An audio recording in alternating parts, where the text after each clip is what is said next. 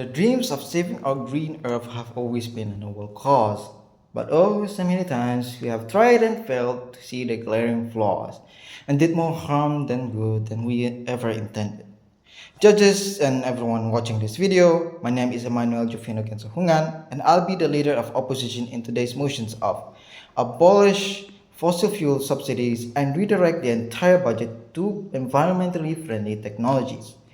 Now, my side rides on the fundamental goals of harm and feasibility, both seeing the environmental and economic harm and seeing if this sudden change or using the government's multi-year plan is even plausible with the constraint of relying on the subsidies taken from the fossil fuel industry and the damages it caused. Now, the first thing I need to go off is a mistake so glaringly obvious. I have the hard time understanding if they are confusing two similar terms. Mistaking fossil fuel for purely electric generation and not also energy. Fossil fuel is not only used to burn, turn on engine, and create electricity for cities and infrastructure, but the beating mechanical heart of our industrial complex. Its blood is in fossil fuel, and you have taken it away. Electric motors, batteries, they're not even close to what diesel engines can output for large machines. Think about those massive container ship and airplanes, the muscle of global trade. Those run on fossil fuel and electric engines do not have the specification to rival combustion engines yet. This can and will cause price increase that goes beyond the stratosphere. The global economy runs on cheap oil due to massive diesel engines from trains, ships, planes, and trucks. While I will succeed that trains and trucks are becoming electric probably in this decade or in a few years, but ships and planes? Weight and reliability matters, and electric engines are still in its infancy. Compared to combustion engines, just try and look for a purely electric aircraft and cargo ship. They aren't common. Now, the second mistake is the idealistic point of view of going green. Switching to green energy is an idealistic view of going green, but the technology and price is simply not there for massive global integration.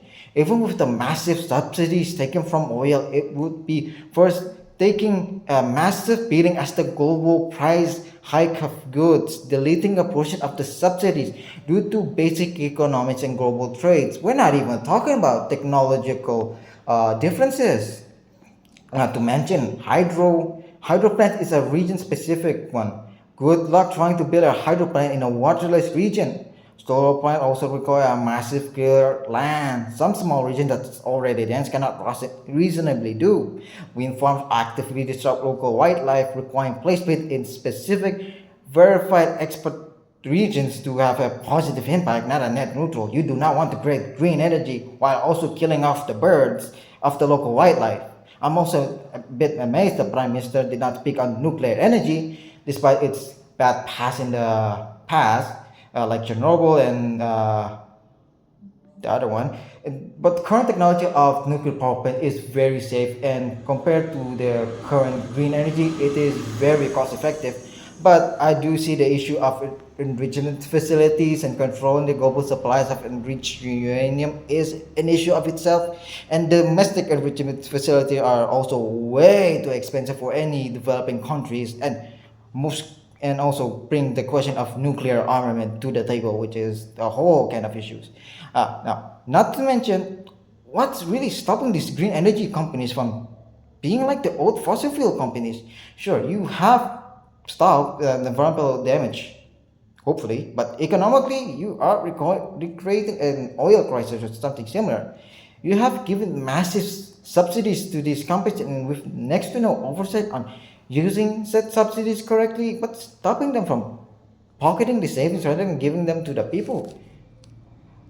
With these many glaring flaws, especially the global trade one, with the massive price hike from the purely the increase of transportation of global goods from nation to nations, this most the plan the government has put forward is just too flawed, and will overall be a net negative for whatever money subsidies taken from the oil fossil fuel industry given to the environmental friendly industry.